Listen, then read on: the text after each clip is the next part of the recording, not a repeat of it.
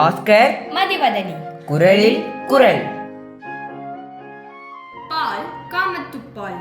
இயல் களவியல். அதிகாரம் புணர்ச்சி மகிழ்தல். குரல் எண் 1106. ஊறு தோரே உயிர் தளிர்ப்ப தீண்டலால் பேதைக்கு அமிழ்தின் இயன்றன தோல். ஊறு தோரே உயிர் தளிர்ப்ப தீண்டலால்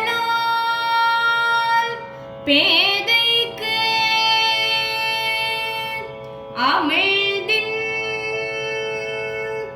இயன்றன தோல். ஊறு தோரே